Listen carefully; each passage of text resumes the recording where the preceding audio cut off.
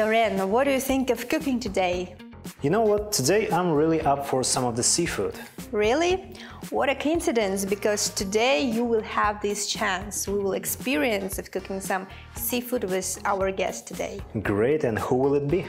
Our guest today is the director of Kazakhstan International School, Astana, Todd Flanagan. Let's get started.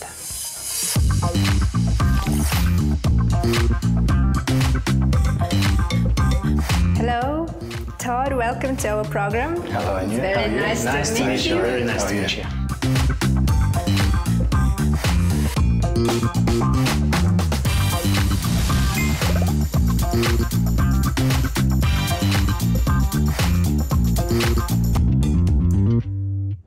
Okay, now here, this is our wonderful kitchen. So please tell us, what are those ingredients and what are we going to cook today? Right, well, it's a very interesting question. Up to last night, I was going to cook a lobster mornay, but I was finding it quite difficult to find lobster in Kazakhstan. Yes, it so is. I changed country, it, right? but I could find some wonderful seafood. Okay, and yes. so I've decided to change it to make it into a seafood marinara. Okay, great. Seafood marinara. So, those are shrimps, I guess. Yeah, there's shrimps and there's different prawns, different mussels and different seafood mixed there. A medley of seafood.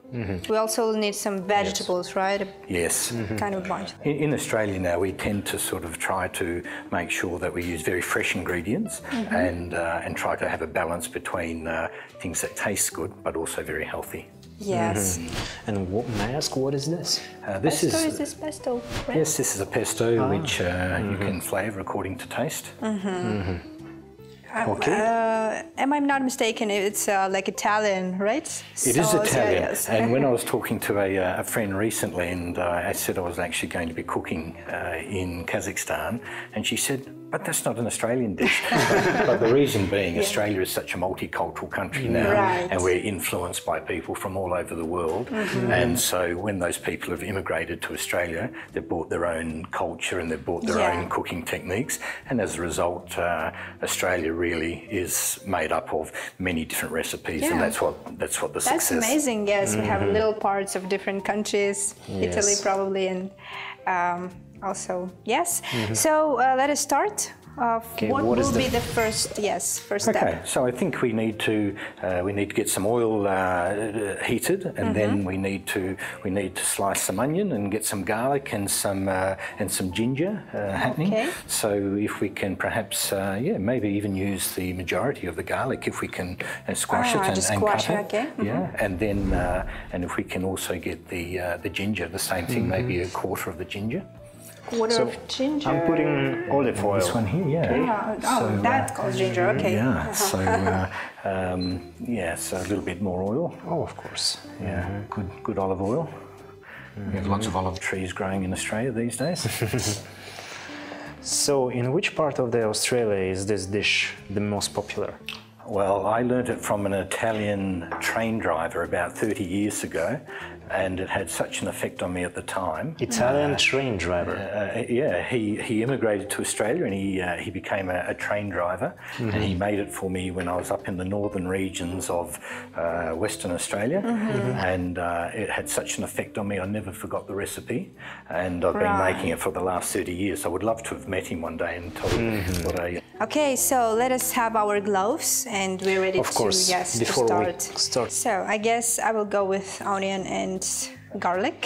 So if I pass you a board, I'll keep one board here, and Doreen, you take one board. Okay. If we can take some knives, perhaps not this that one.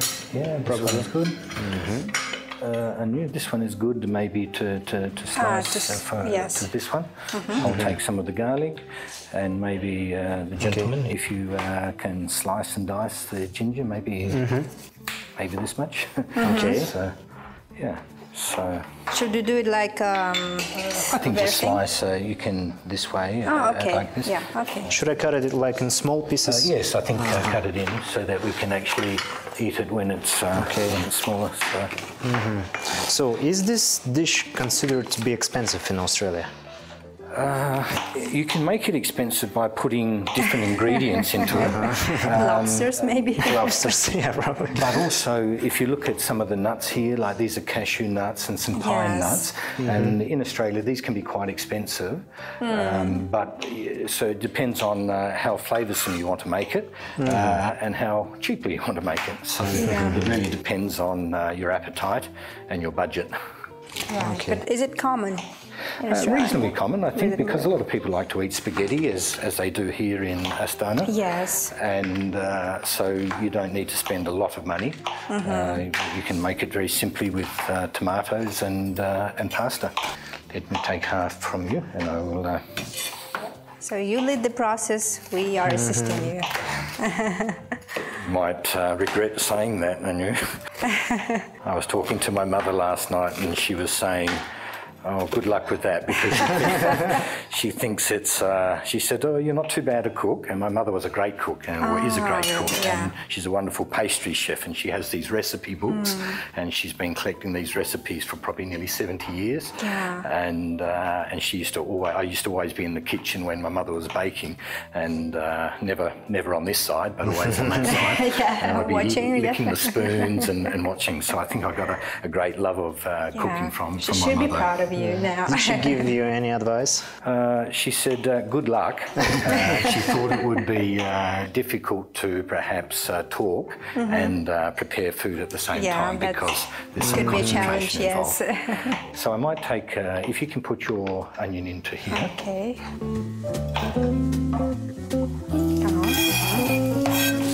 It makes sound. And I'll, it's making the right sound, isn't it? The same here. And Dorian's doing a wonderful job here. I am ready. And this one can go in as well. Yes, he said he's like more talented than me. Well, it's smelling right. Don't be modest, I know. No, I'm not. You just let that soften up a little bit. Maybe a little bit more heat there, Dorian. Of course. So, tell us about your work. What do you do for a living, please? Well, I've been involved in building international schools for the last 20 years or so in different countries all over the world. I think I've worked in about 6 or 7 different international schools in different countries. And the latest project is I've been asked to come to Astana and open a new international school for, and our aim is not just to build a good school in Astana or Kazakhstan, but to build a leading international school in Central Asia. Yes, in this region, right? Yes, and we feel there's lots of development going on in Astana at the moment, in Kazakhstan, and from my discussions that I've had with lots of different people in the country, people are looking for high quality education and high quality schooling. So you're basically an expert in education. May I ask you this?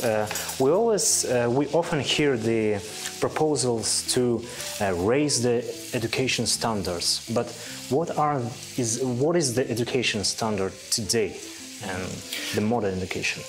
I think if you look at the world as we see it now, it's changing very quickly. Particularly, we're all familiar with AI now and what's happening in technology. And like we look at the statistics now, and we look at, say, children who might be 3 or 4 years of age, maybe 80% of jobs that they will actually go into when they leave school haven't been invented yet.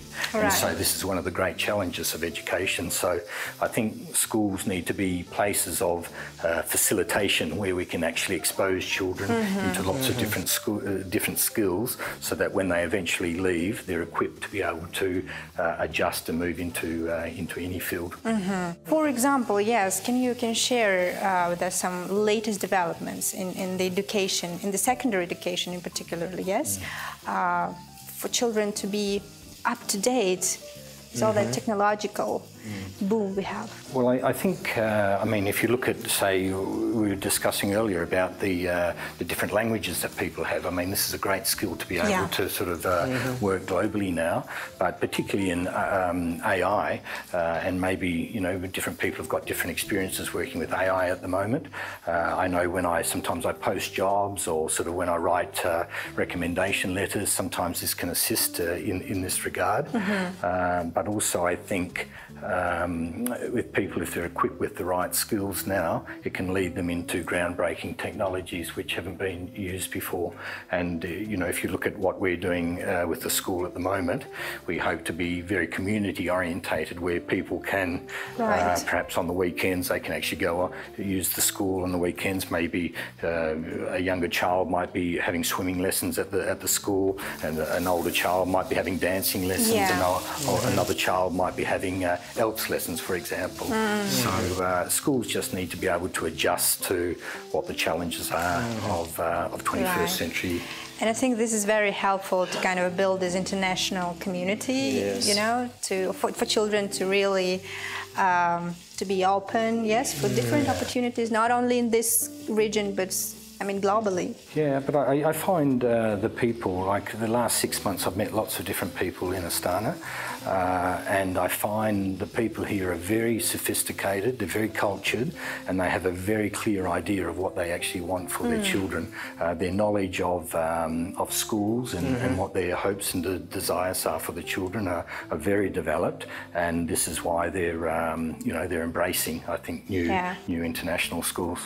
But if the children want it, it's like another question maybe for themselves, right? Well, that's the challenge. I mean, the schools need to be places where children feel they want to come. You know, if children don't get up in the morning and say, "Hey, I want to go to school," then I think the school needs to think, well, what aren't we doing? Yes, something wrong is with school. Yes. May I ask you, how do you think, what type of schools are the most effective in terms of education? I mean, we've got like public schools, we've got private schools, we've got public/private schools. What do you think?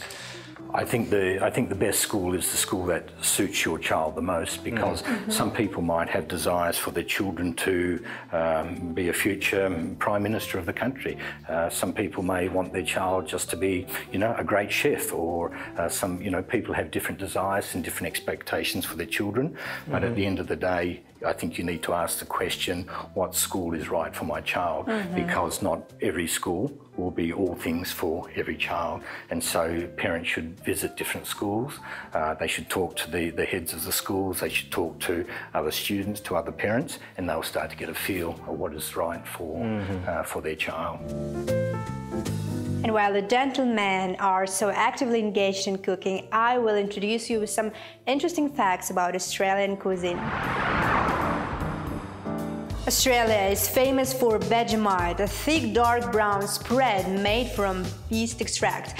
It is commonly eaten on toast or used as a flavoring in various dishes. Lamingtons are square-shaped sponge cakes coated in chocolate icing and rolled in desiccated coconut. They're a staple dessert in Australia, often enjoyed with a cup of tea. With its vast coastline, Australia is known for its abundance of fresh seafood. From succulent prawns to flavorful barramundi, the country offers a wide variety of delicious ocean delights. The meat pie is an iconic Australian dish consisting of a savoury pastry filled with meat, typically beef. It is often enjoyed at sporting events or as a quick meal on the go.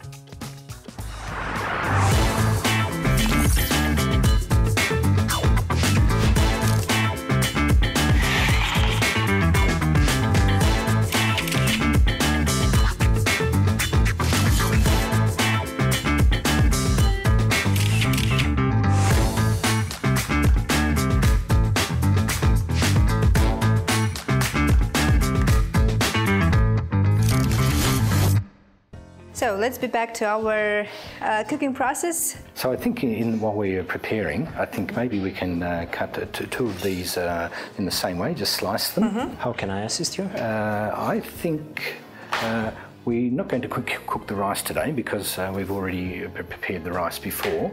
But maybe if I can excuse me there, Daniel, maybe if we can cut half of one of this one and half of one of this one, the same thing, slice it very small. Yes, I love mushrooms and I'm really happy that we have them today in our dish. And I love green pepper. Yeah. Do they eat mushrooms raw in Kazakhstan, or do you always cook them? Usually we cook them, yes. Do you eat it raw as well? Well, we're cooking today, but quite often we eat a lot of food. We think Australia, probably like Kazakhstan, has got some very good places to grow food which is organic and without chemicals. And so quite often we'll eat a lot of fresh salads. It's very popular in Australia, both the temperature and the climate. And some of my friends are fortunate enough to have boats, and they'll be able to sail out to the islands, dive down, pick up a lobster or a crayfish and come up, put it straight onto their barbecue. Oh, great, yes. That would be so amazing. So you need me to cut it in small pieces? Yeah? Just a little bit, maybe just dice. Yeah, not quite as small. What about mushrooms? Is it okay size? We'll just maybe cut in half again. In half. And then we'll just wait for a little bit. I'm going to take this jar here. Okay.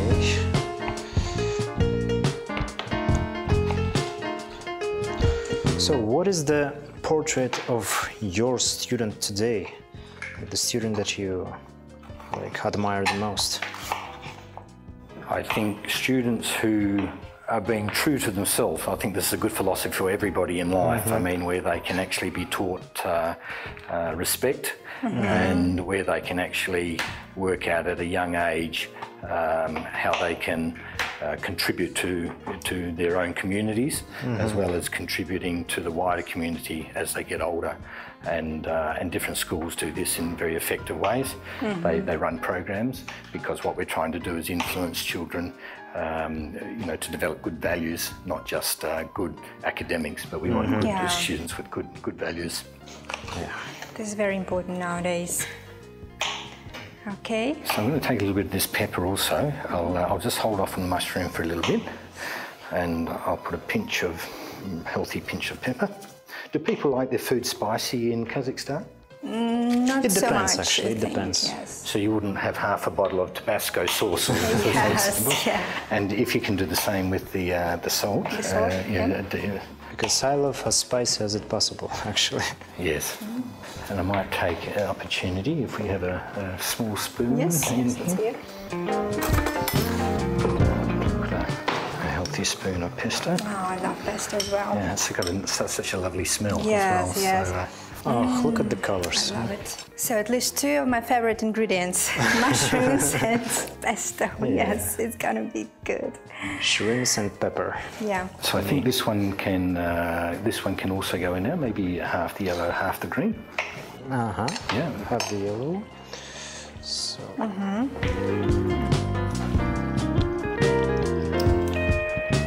Maybe a little bit more, yeah? Why not? Yep. And what about the mushrooms can all go in now. Okay, cool. Thank you, Anu. Oh, yes, go first. All of the mushrooms? I think they'll settle down to not much room. Nice, nice. Look at this. Okay, it's good. And we pour about a cupful of this, and that will just give a very unique flavour. And while we're doing that, if you could just take maybe cut half the bunch of this one, and I'm just going to lean over you again. And Dorian, if you don't mind, maybe half and then chop it up into slices, and that will... So tell us more about your living experience here in Kazakhstan. You're kind of new to our country, so what was your first impressions? Have you ever been in Kazakhstan before? I haven't been in Kazakhstan for prior to coming here, apart from one very short visit to see what the city was like. Okay. So I've been here about 6 months now.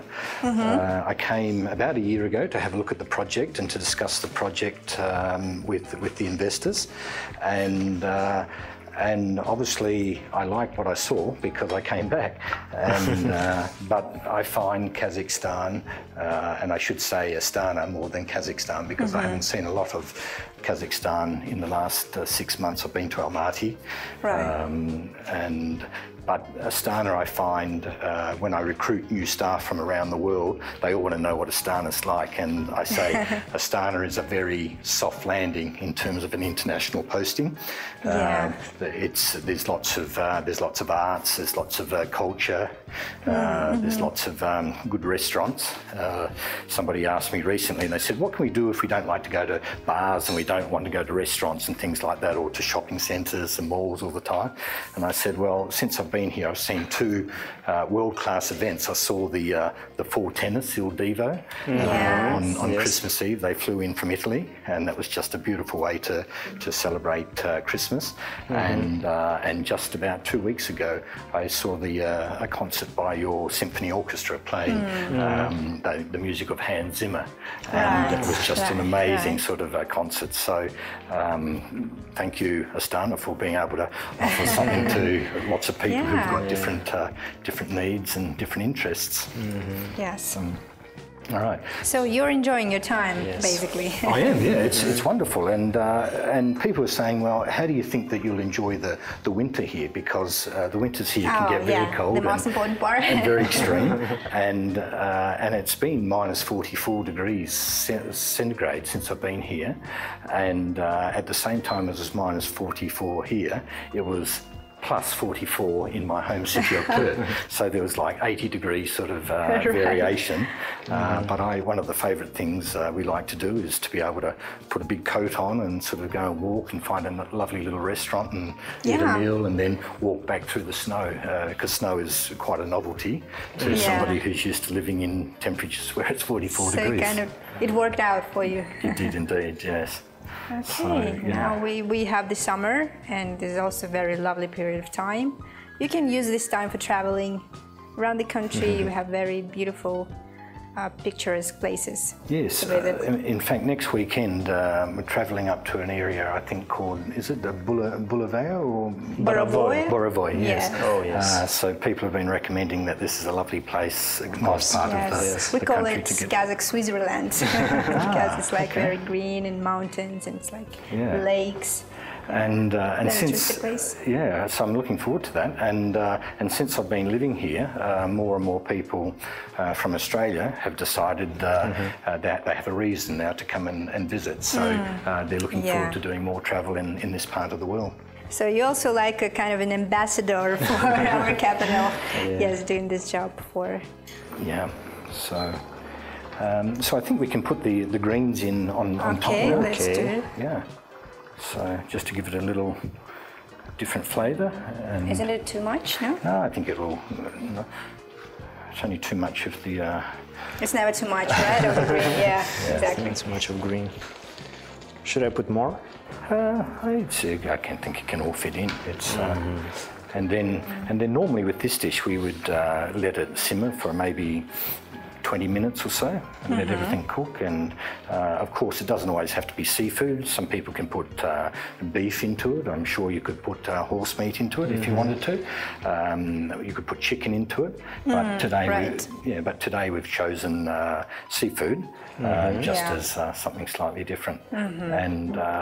And sometimes in Australia when you invite people for dinner and you might say come for 7 p.m. and they mightn't turn up to 7:30 p.m. for example. Maybe that happens in your country as well. Yeah, very common. So sometimes when you cook a dish like this, it doesn't mean that it has to be ready at a specific time. So it can sort of sit here and wait. And then when people can sit, they can sit down and talk for a while. And then we can actually serve it up at any particular time. Tell us more about Australian cuisine, about the specialities of cuisine. Okay, so when I grew up, I came from a very traditional family. From a farming family. My father was a farmer and my mother was a housewife. And we produced sheep. We had about 6,000 sheep on our farm, and we used to grow crops and things. So when I grew up, the typical food was like we would have had meat and 3 vegetables.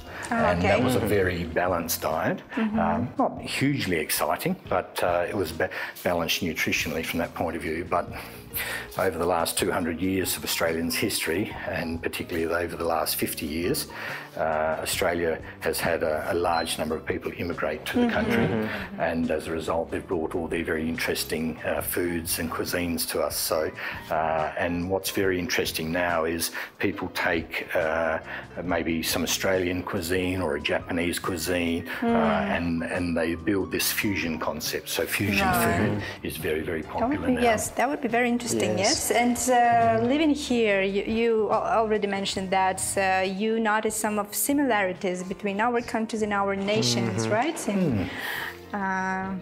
Yeah, I noticed like certain things. You've got a large country. There's some great similarities between Kazakhstan and Australia. You have a large country and a relatively small population. I think you have around 22 million people in Kazakhstan, and Australia has about 25 million people. Yes.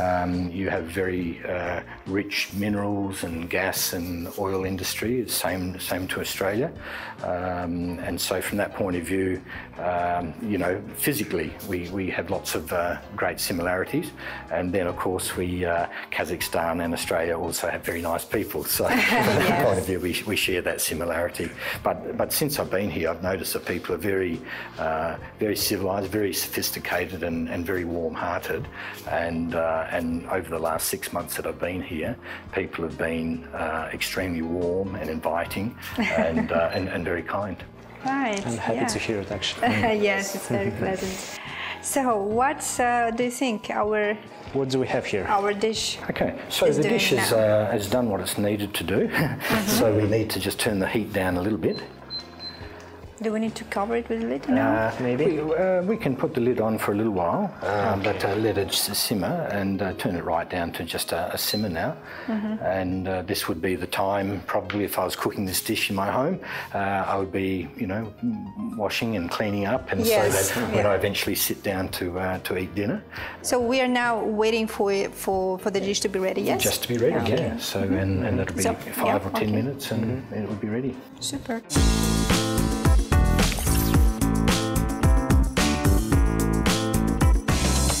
So, how do you think? Did we manage to cook the dish? Is it ready now? Is it ready? Well, we have a saying in Australia, it's called the proof is in the pudding, which means you need to taste to make that decision. Super, so let us serve it.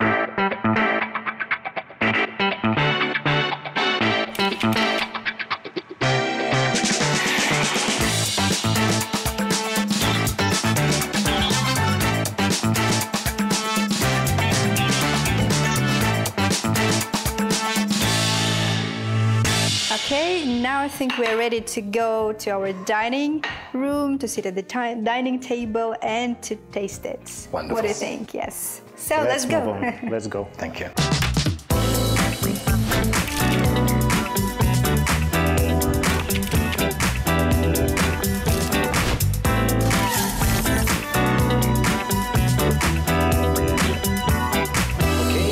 The time has come for the moment that we've all been waiting for. So our dish is ready. Yes, let's taste it. Let's taste it. All together. So.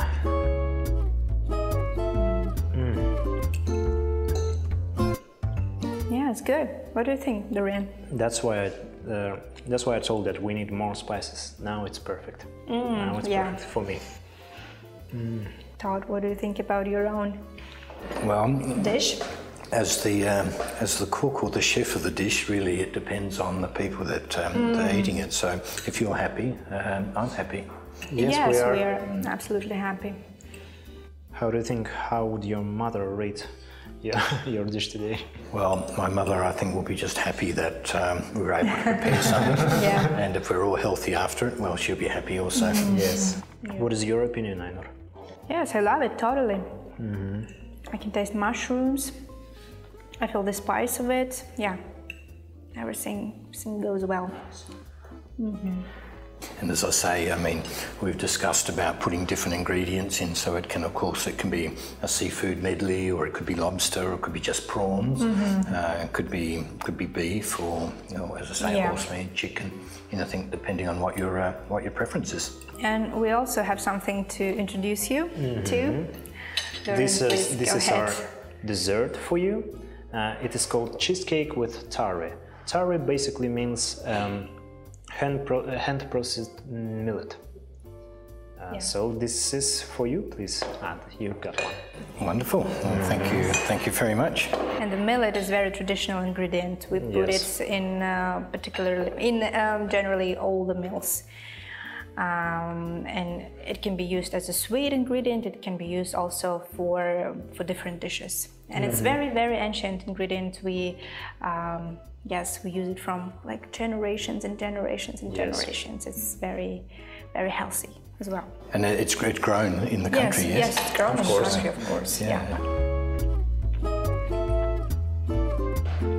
Do you feel it inside the cheesecake? Yeah. It gives texture as well as taste. So very healthy. Well, it's very tasty. I mean, cheesecake, I'm not sure how healthy it is, but it certainly tastes very nice. And we've got even more present for you today, actually. So something you can take away with you. Yes. And share it with your colleagues, with your family, your relatives. So this is for you. And here you can find our chocolate. Please. Yes, they're also, we can call them traditional because they're covered with chocolate, but inside you have the millet again. Yes, so you can taste it, and it's really, really good and sweet. And it makes this chocolate particularly healthy. Great. Yes. Yeah. In fact, I think Kazakhstan chocolate is quite famous.